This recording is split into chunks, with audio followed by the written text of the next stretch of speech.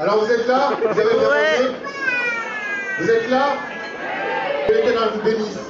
Alors la dernière fois, moi, je discutais avec un groupe de jeunes et je leur avais demandé quel était leur projet d'avenir. Qu'est-ce qu'ils comptaient faire plus tard au sein de l'église? Il y a une jeune fille, elle m'avait dit ouais, mais moi quand je serai grande, je veux devenir diaconesse. J'avais dit oulala, déjà, il faut que tu fasses attention. Hein.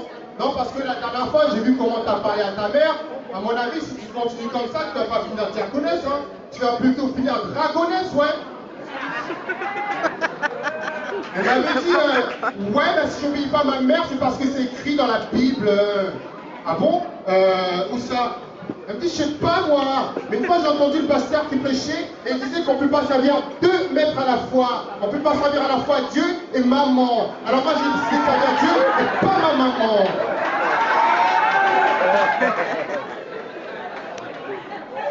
Et un jeune garçon il m'a dit, ouais, ben moi quand je serai grand, je voudrais devenir nageur chrétien professionnel, comme Abraham.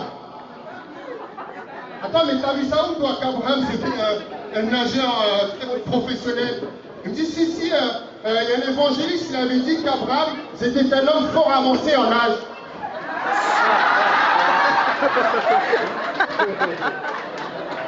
Ah, n'importe quoi. Je lui ai dit écoute, bon, c'est bien pour toi si tu veux devenir nageur chrétien professionnel. Mais bon, déjà, fais attention à tes poumons. Hein. Non, parce que la dernière fois, je t'ai vu en train de fumer, en plus en tant que chrétien. Il me dit, ouais, mais j'ai lu tous les commandements dans la Bible. Hein.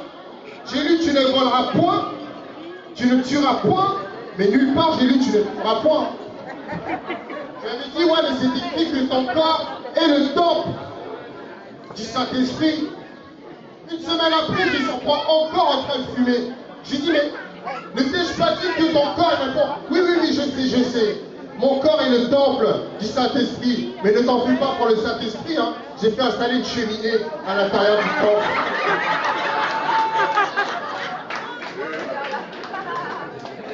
Non, mais c'est vrai que quand t'es jeune, les chrétiens, c'est pas toujours évident. Hein. Attends, toute la semaine, t'es habillé fashion. T'essaies de ressembler aux Américains. Casquette à l'envers. Le jean qui descend jusque-là, on dirait que t'as fait caca. Et la démarche qui va avec aussi, hein. La démarche c'est important. Hein. Et moi je me souviens quand j'étais jeune, c'était pareil, une fois j'avais été voir ma mère et je lui avais dit maman, tu peux m'acheter les nouvelles baskets qui s'allument, c'était des nouvelles baskets qui voulaient sortir, les baskets qui s'allument quand tu marches. Elle m'avait dit pourquoi je vais te les acheter alors que tu n'as pas bien travaillé à l'école? J'avais dit ben c'est le pasteur qui l'a dit. Ah bon, et qu'est-ce qu'il a dit? Ben il a dit il faut que la parole soit comme une lampe à vos pieds. N'importe quoi. Si, pasteur, c'est toi qui l'avais dit. Hein. Non, mais c'est vrai que quand t'es jeune et chrétien, c'est pas toujours évident. Hein. T'essaies de ressembler aux Américains et tes parents ils t'obligent à mettre une veste le dimanche pour aller à l'église. En plus, moi j'ai grandi dans une famille nombreuse et les parents ils ne pouvaient pas tous nous acheter une veste. Alors moi, mon père il m'avait refilé une de ces vestes. Une veste verte avec des carreaux rouges. Je crois que c'est Gaston qui a à peu près la même veste. Si la mienne est dimanche, je la referai.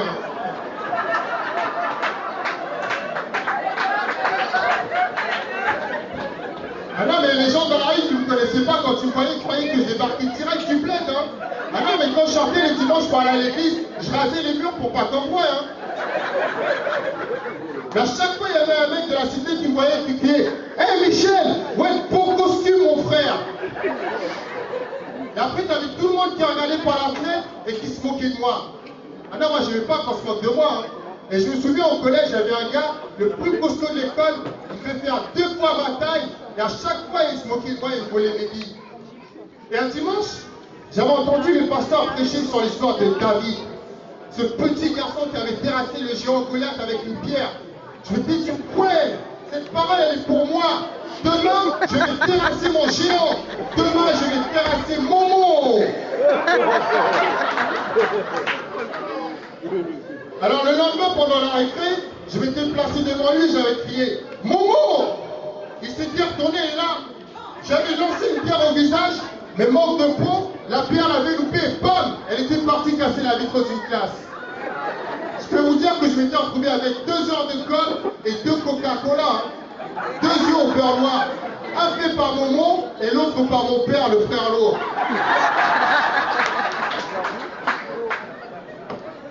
Non, c'est là que j'avais compris ce que signifiait le verset « Frappez et l'on vous ouvrira ». Attendez, moi, Momo, j'avais même pas eu l'occasion de le frapper, que déjà il m'avait ouvert, bien ouvert au visage même.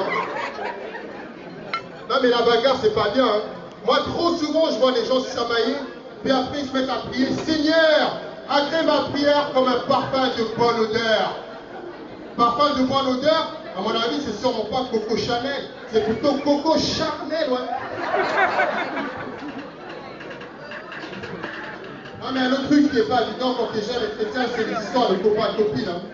Moi quand j'étais au collège, il y avait une jeune fille, elle s'appelait Marie, et elle était tombée enceinte. Son père lui avait demandé qui t'a mis enceinte. Elle dit, je suis tombée enceinte par miracle. Hé, qui t'a mis enceinte? Aïe papa, je suis tombée enceinte par miracle. Non, tu vas me dire qui t'a mis enceinte. Elle dit, papa, je suis tombée enceinte par miracle. Et en fait, le père il apprendra plus tard que miracle, c'était le nom d'un jeune Z du quartier.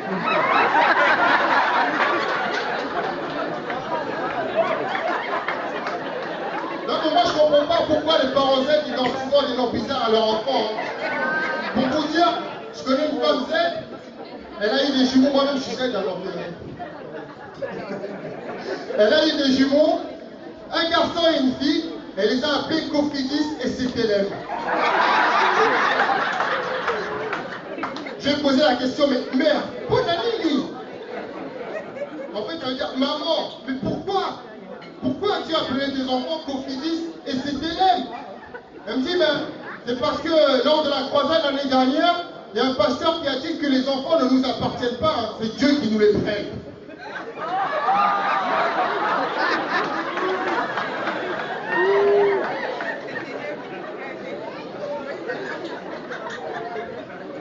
Non mais les enfants, il faut en prendre soin. Hein. C'est vrai les parents. C'est pas par la force qu'on peut changer le cœur d'un enfant. Il n'y a que la parole de Dieu qui peut changer le cœur d'un enfant. Tiens, moi je me souviens par exemple quand j'étais petit, mes parents ils n'arrivaient pas à me faire nettoyer ma chambre. Et un jour, j'ai entendu un homme de Dieu prêcher, il disait que quand on meurt, on retourne à la poussière. Depuis j'avais compris pourquoi mes parents étaient nettoient à ce que je nettoie ma chambre. Hein. Ils ne voulaient pas que je dorme avec des morts sous mon lit. Non, parce que moi, sous mon lit, je peux vous dire qu'elle avait plein de la poussière. Hein. Essaye seulement. Non, mais les jeunes, moi je comprends pourquoi les parents ils nous poussent à aller de l'avant. Mais ouais, ils veulent que l'on réussisse là où eux ont échoué. Tout comme leurs parents, eux aussi, souhaitaient qu'ils réussissent là où eux-mêmes avaient échoué. Et pareil pour les parents aux parents de leurs parents. Non, les jeunes, vous ne vous rendez pas compte, hein. La réussite de près de 7 générations de losers dépend de vous. Hein. Vous êtes l'élu, l'envoyé de Dieu sur terre, le Moïse qui fera sortir la famille du désert.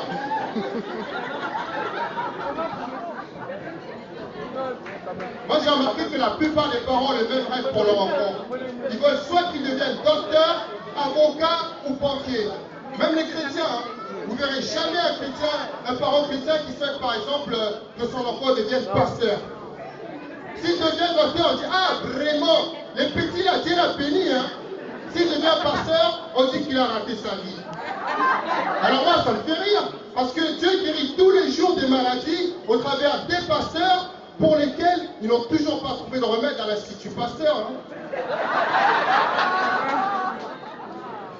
C'est vrai ou pas? C'est vrai ou pas? Non mais c'est vrai, Dieu guérit tous les jours des maladies au travers des pasteurs pour lesquels ils n'ont toujours pas trouvé de remède à l'Institut Pasteur. Hein.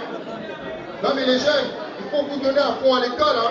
Il faut faire comme Jésus. C'est vrai que la Bible ne nous parle pas de Jésus à l'école, mais moi en tous les cas je suis sûr d'une chose, c'est que Jésus devait exceller en physique-chimie. Si, vous savez pourquoi? Non? Parce que jusqu'aujourd'hui, personne n'a jamais trouvé la formule pour changer l'eau en vin.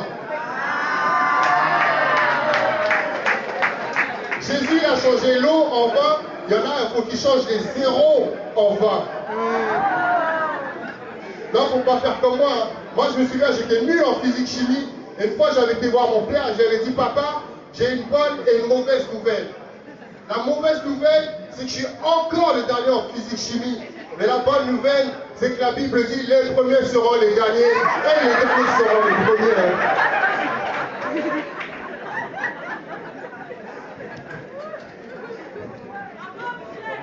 Non mais ce qui est étonnant avec les jeunes de nos jours quand même, c'est qu'ils ont accès à tout. Hein. Internet, SMS, MMS, MSN, GSM, PSP, télé-réalité, dessin animé. Non mais c'est vrai, hein, vous ne croyez pas? Mettez-vous un dimanche au fond de la salle, vous allez voir, hein, tous les jeunes ils ont une PSP, mais aucun d'entre eux n'a une Bible. Hein. Et le problème c'est qu'après ben, ils confondent tout. Et moi aussi j'étais pareil hein, quand j'étais petit. Attendez-moi, quand j'entendais parler de Zorobabel, je croyais que c'était Zoro qui était dans la tour de Babel. Et pareil, l'adultère. Un adultère, moi je croyais que c'était quand t'insultais un adulte. Et maintenant je comprends mieux pourquoi quand j'étais petit, le père de Rachid il m'avait poursuivi avec un couteau dans tout le quartier quand j'étais venu m'excuser auprès de lui en disant que j'avais commis un adultère envers sa femme. Hein.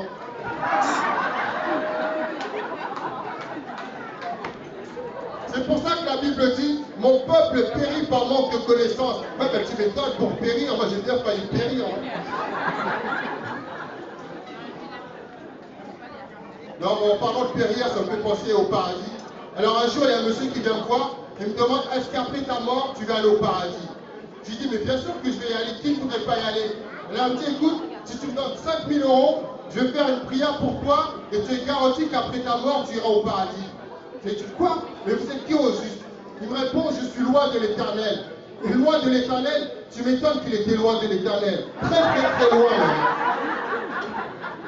Non mais on ne peut pas acheter Dieu, c'est vrai, on ne peut pas l'acheter, on ne peut que le louer. Alors ce soir, on va le louer, je le loue, je le loue. Je le loue avec mes mains, je le loue avec mes pieds.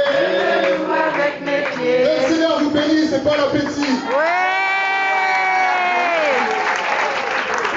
Merci Michel, qui est debout de l'eau qui dort. Vous allez bien?